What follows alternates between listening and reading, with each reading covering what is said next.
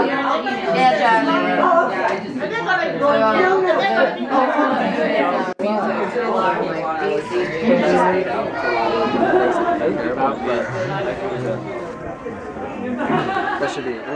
name is Ronald Shupp. I'm an organizer for Free Sam.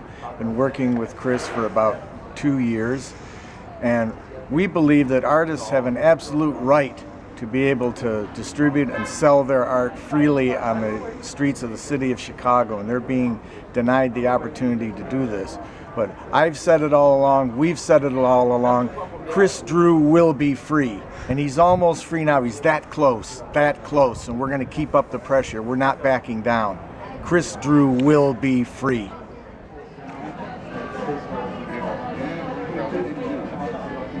Yeah, I'll tell you, it's really something else. People have an absolute right to record officers, police officers, in the performance of their duty. They're in public venue at that point, and should be able to be recorded for evidence use, just so that we can see our side of what happened. You know, it'll be more balanced. Yes, I mean, it's traditionally we view police officer dashboard tapes and surveillance tapes regularly is even part of our entertainment value, but recording officers themselves by civilians turns out to be a felony here in the state of Illinois. Well, Illinois is, as we know at this point, the most corrupt state in the Union, and Massachusetts is another one, and those two states have the worst eavesdropping laws. Funny how that works. And we're not just saying this subjectively.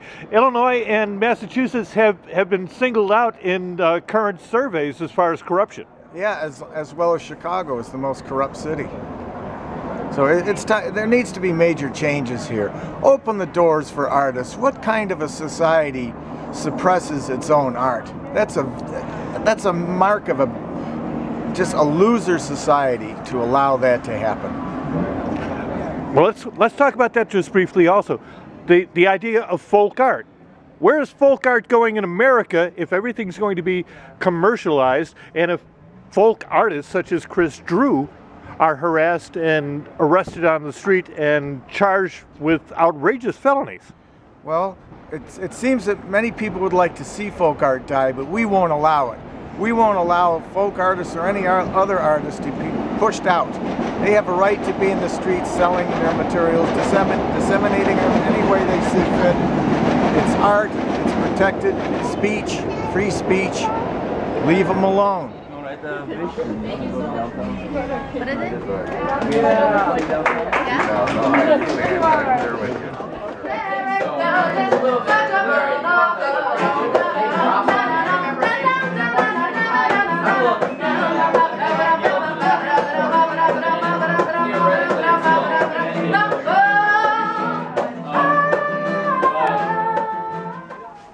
What is it? First of all, that Su Ying, who was the founder of Artists Against Homelessness and a revolutionary artist for 50 years, introduced me to Chris about 25 years ago, 1987. Chris had come to Chicago, to Uptown, as a homeless expatriate from Minnesota. He'd set up a gallery on Clark Street and began a career devoted to and advocating for and with artists, recognizing that the suppression of artists' voice is key to suppressing any revolutionary movement in this country. She told me, Sue did, that he was someone I needed to know, to work with, and to learn from. We were both much younger in those days. She was absolutely right. What he was doing was important and powerful, and it went to the heart of understanding what it meant to be a revolutionary and to have clarity about the content of art.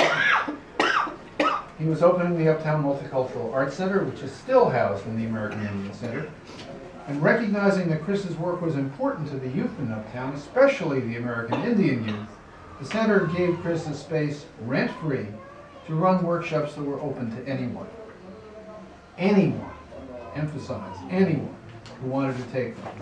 Chris started a free screen print workshop, which pulled young taggers and graffiti writers in to learn how to put their drawings onto t-shirts. He taught them the process and then engaged them to help teach others.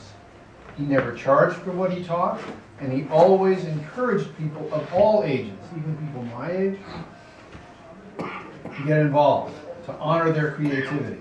Even if they could not sell to a gallery or get published, they could make art, could make t-shirts for themselves, for their friends, to sell at powwows, to display, and so forth. But more than anything, Chris adhered to what his mentor, Carlos Cortez, used to teach us. Do not expect to become an artist to make a living. Become an artist to make a life. 20 years, Chris has run the Uptown Multicultural Arts Center on a shoestring. He always said he operated very low to the ground. And while it's true that a number of famous artists have worked with Chris, thousands of other artists that he has touched and helped to show that they have a voice are at least as important.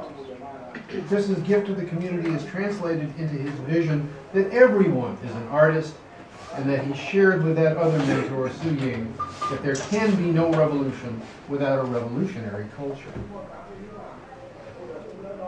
As times changed, Chris added more weapons to his artistic arsenal: art shows, computer skills workshops, an artist co-op, a web campaign to revive the Harold Washington Cultural Plan, the annual Art of the T-Shirt Harvest Festival, and many others. And in this process, Chris began the project that evolved as the Free Speech Artists Movement. Chris passionately wanted artists to be able to display and sell their artwork in the parks and on the lakefront, and that led to questioning the peddler's license process, and that then led to his art patch project and to the artist free speech movement. He was arrested in 2009, initially for selling his art patches for $1, but that was dropped, and he was instead indicted for felony eavesdropping because he had audioed distinguished citizens. But instead of begging the mayor of the 1%, we decided to confer that honor on one of Rogers Park's most distinguished citizens ourselves. And so Morse Avenue will be rechristened Honorary Chris Drew Way.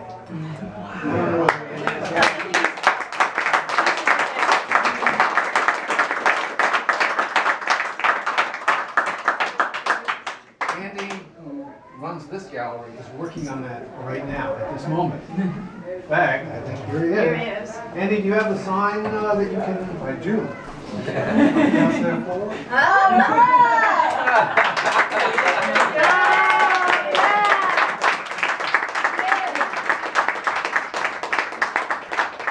Remember the felony charge that Chris is still fighting, and take out your video cameras. Take out your cell phones. Any recording devices you have for video and audio, and record what you are about to hear. Post it far and wide. Post it on Facebook or any other medium you have at your disposal. Celebrate the fight for this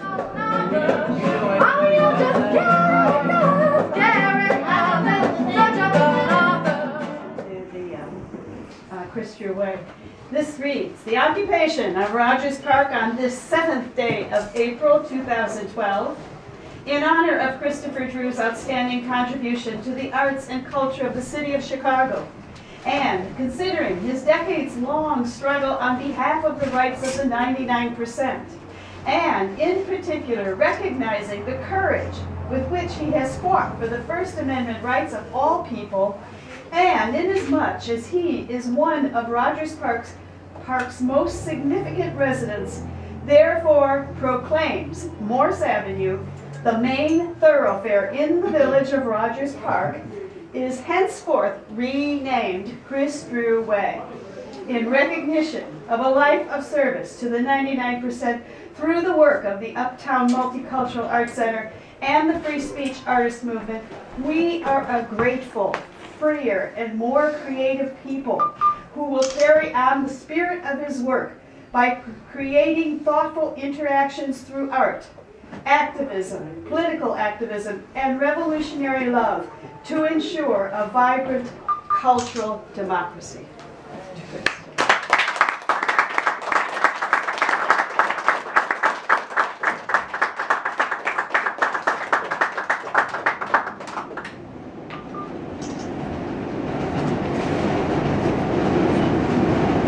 I'm overwhelmed.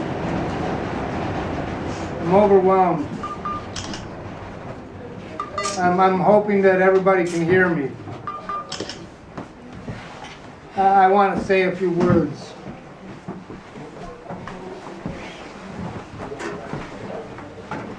This expanded lecture needs to be repeated at graduate gatherings of arts teaching institutions in Chicago. Community arts concept. Art for change versus art for art's sake. Art is always both, because the act of art is self-expression, which is the act of expressing the self in flux, in change. The economic system that developed around art, art for collectors, art for curators, art as an investment, separated itself from art for change when desirable. Change art, being feared by the moneyed classes, had to be discouraged during its dangerous lifetime. This is done at the institutional level. Community art keeps rearing its beautiful head, generation after generation, by different names, movements, and artists.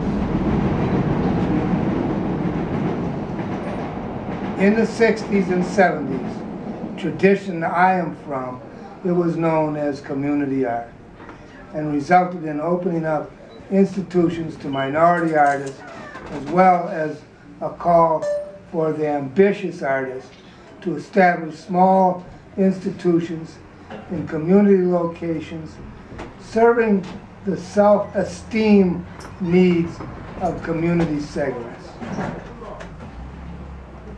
Our initial art of the t-shirt and its presently evolved art patch project is the fruition of this in our 25-year-long arts activity.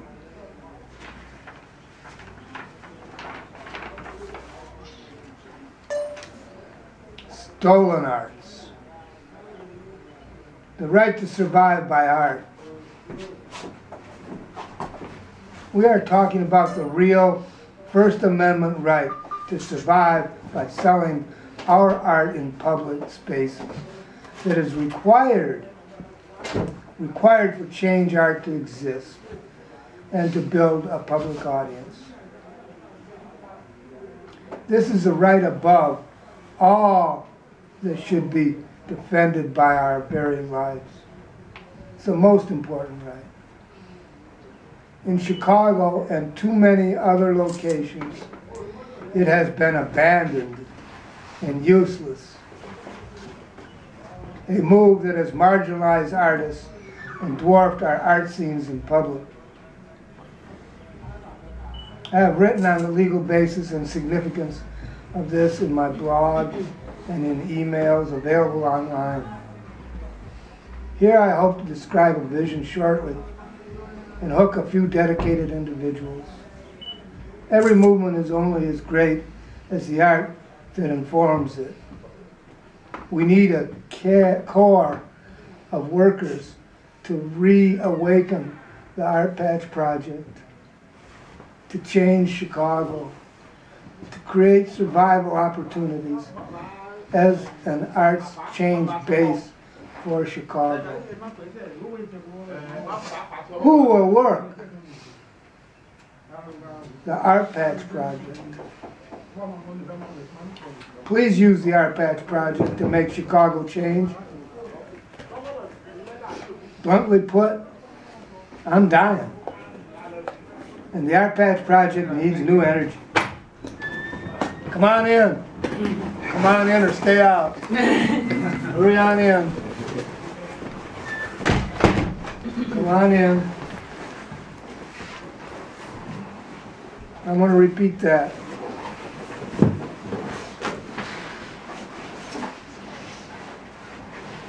Are you ready?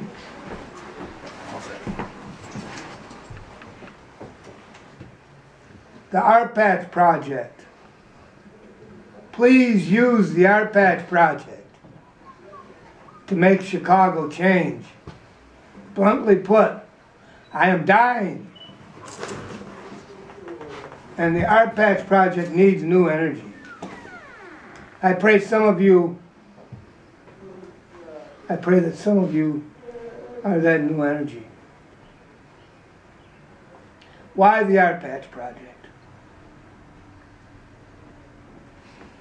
We must teach citizens of Chicago to stand up for their rights and to demonstrate the central role art has in this process. We must employ win-win strategies to do so. Using art, we have changed the eavesdropping law. Let's extend this to the artist's rights and set an example of using art to fight for artists' First Amendment rights.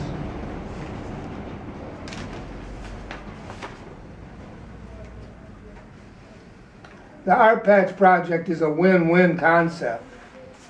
Artists submit designs and are encouraged to promote their art online on the Art Patch. The Art Patch Project promotes artists' rights online on the patch. Volunteers print and give away the many flavored art patches over time, educating the public to the variety of artists missing in public.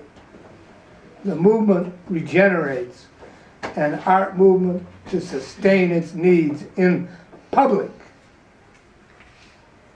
Activities take place in low-tech 1 or 2 day week activities, sustainable by a core of dedicated artists at cost affordable to a volunteer movement that takes place in public. This concept is already underway, demonstratable today. You may have an art patch in your hand right now. These patches are sewn on clothes, pinned up in creative variety of ways. They have a life that goes on promoting your voice. This is a solution. Artists have been using the Art Patch Project to protect our stolen rights with growing awareness, establishing a foundation to build on. The fact is, we have less right to survive by our art in Chicago in public than in most places in the world. And we have a First Amendment guaranteeing this right. And we are not fighting for it. We have given it up. We have given up our most basic right. It is your duty to change this. Any questions?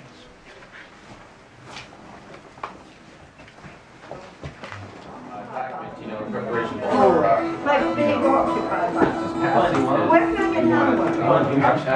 Will you find me one? Ask it again. How can we help continue the work of the Art Patch Project?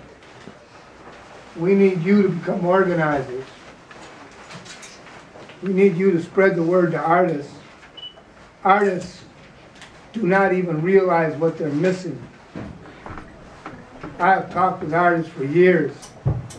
In this city, they think the gallery is the only place for them to make a living. They're pursuing online opportunities, but they do not understand that the audience is in the street. We must reach the audience in the street.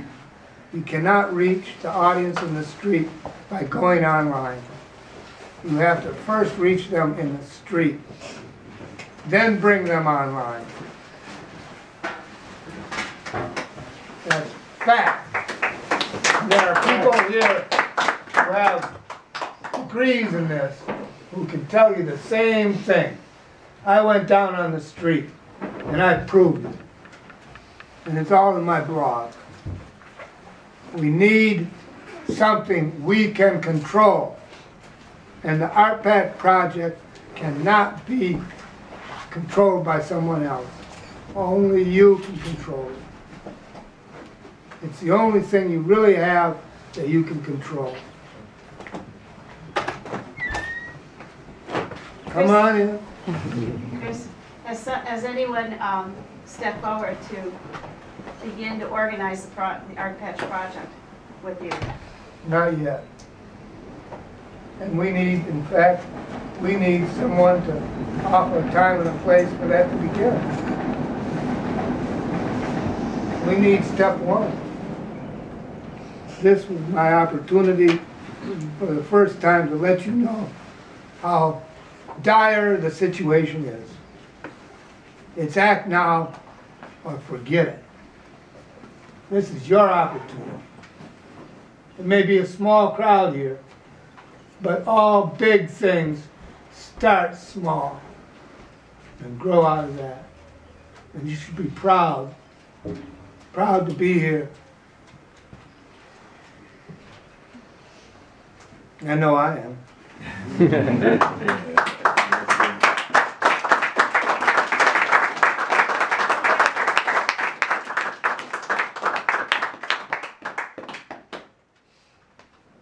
going to be art patches. I think probably everybody here has. Right beside you, Lou.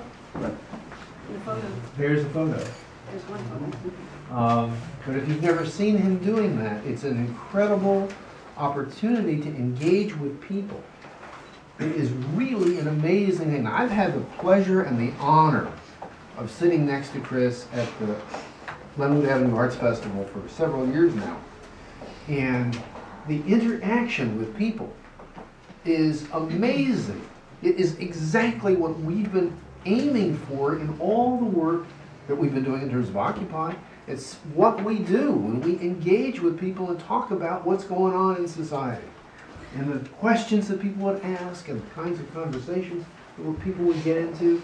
So Chris is absolutely right. This is our chance. It's not anybody else's chance. It's the chance of the 99% of the people of this country. Can I ask that question, Chris? Are the instructions for screen printing online? Because I know with our television show, you gave demonstrations and instructions on how to screen print the patches. And that is something that I can grab up and have Nancy Bechtel put on a DVD or put online would be even better for you just to click on and get a 20-minute instruction video on how it's done. Okay, well, now, as usual, you jump on into the details. That's what the devil is. We're on a very general level here. I've been doing this for 20 years. Yes. The knowledge is there. The knowledge is in this group, and it's well beyond this group. So it's the organizing that's the issue. And yes, details like that can be organized. The question that's more for the crowd here, under what something Chris was saying about a small group of determined people. Most of us know that Occupy Chicago itself started with 5 people at Jackson and LaSalle. So this is a small group, but we all have resources and time and energy. I really want to work on this project. I want to know who else in this room wants to work with me. Okay, well, I'm going to pass a sheet around before you leave. I want your email addresses. I want us to get started figuring out what we can do to keep this going.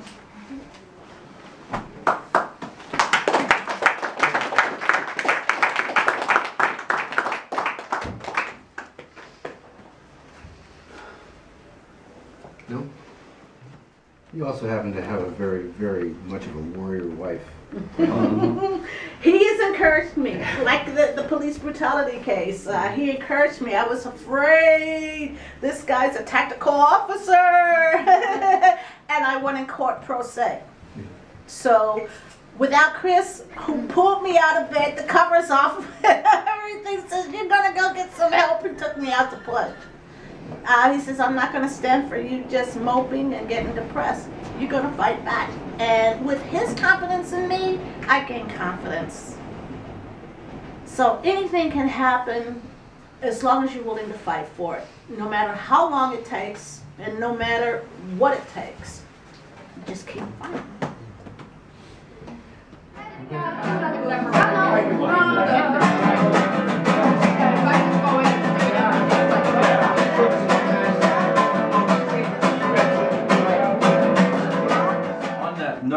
I spoke with Mark Weinberg briefly before the meeting. Mark is one of Chris's pro se legal team, who was obviously you did something right, because you got the good result at the trial level, and I'm hoping you can give us some insights into what the challenges were, and especially with Chris's emphasis on the future, where this goes from here, and what you plan to do next.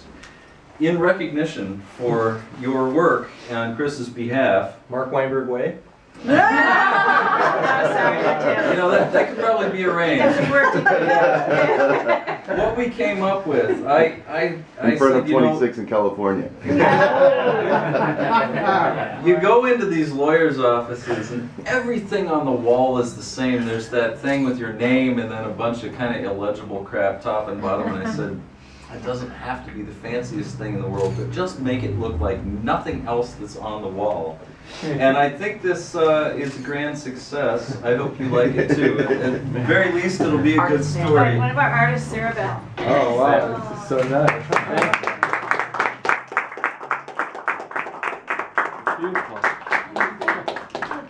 Okay, yeah, I'll put it up. I don't have my degrees on my wall, so this will be this is better. But okay, so I have 3 things to say under 75 seconds. First of all, I feel Chris and I have known each other for about 3 years originally, and hopefully in the future. Our relationship was about bringing a lawsuit challenging the restrictive nature of the peddling ordinances in the city of Chicago. Everything was sidetracked by this arrest and the eavesdropping charges, but we still hope to go back to that, and that's part of this whole artistic project.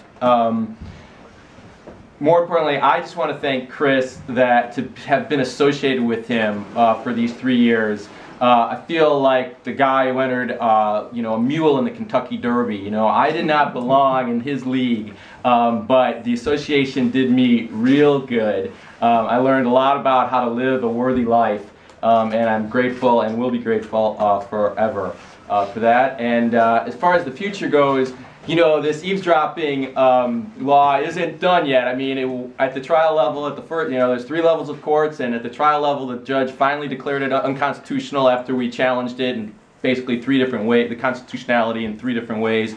First, we said it was a violation of the First Amendment, that you had a right not just to speak under the First Amendment, but a right to listen, and in this case, listening entailed recording. The judge rejected that. Then we challenged it on the grounds that the cops, by listening to Chris's audio recorder, violated his Fourth Amendment rights of an unreasonable search and seizure. And then finally we challenged it on due process ground, claiming the law was just too broad, that it overreached and actually made innocent behavior, criminalized innocent behavior. And the judge finally agreed with that, although I think both Chris and I, and he knows the law as well as I do, if not better, you know, think that was almost the weakest of the 3 arguments. But nevertheless, that's the one we won on.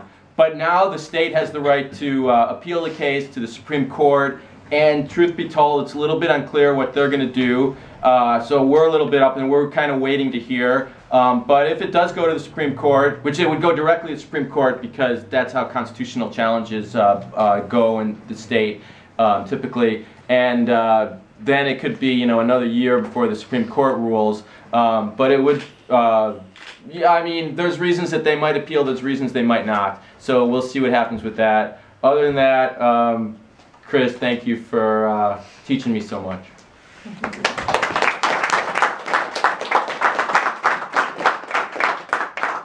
We would not be here without that.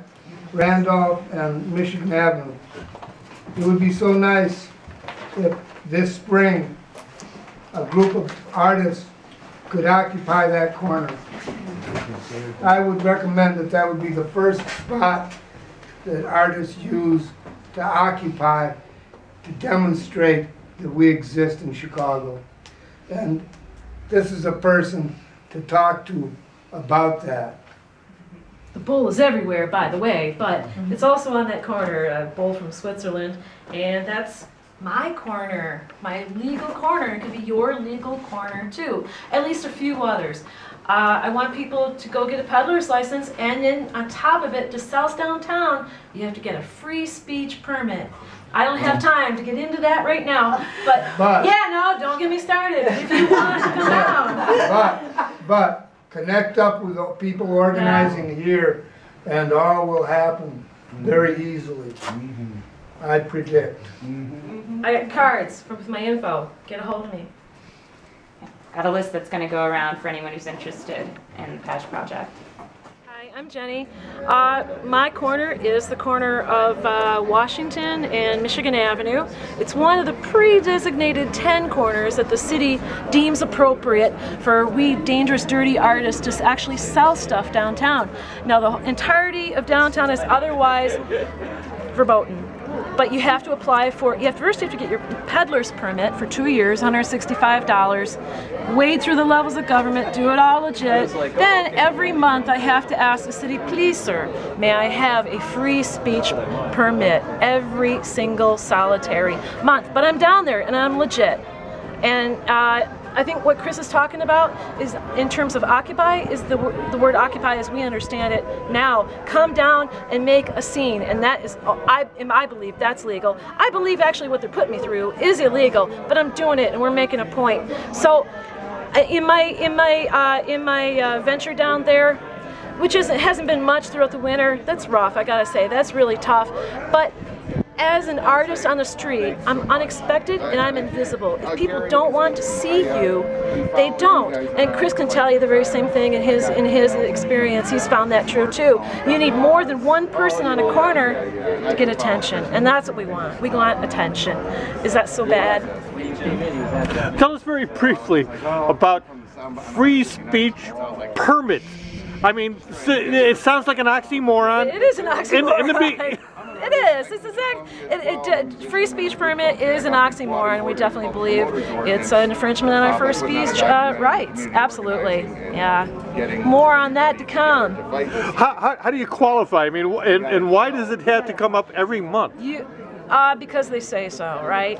Everything's because they say so. It's a little sticker that I get on the back of my plastic peddler's permit. Now the peddler's permit, you have to, I don't know if you have to live in the city, but you have to pay all your fines, all your parking tickets, all your water bills, all that stuff before you ever get a chance to pay the $165 for 2 years. You can't buy just 1 year. It's got to be 2 years to get your peddler's permit, which allows you to sell on everywhere in the city except the areas in every ward. The alderman gets to choose where you can't go, okay? And for downtown is one of those spots. Why? Because that's where tourists go. They don't want, I think they don't want the dirty artists exposed to the clean, shiny tourists with lots of money. They want to maintain a certain image, and we're not part of that image that they want to project. Although every other city in the world has street artists. Yeah, I know, and that's what we want to be like. That's what we want. Yeah, that's what we want. We want to be like everybody else. Yeah, that's it. We just want to be normal. Thank you so very much. All right.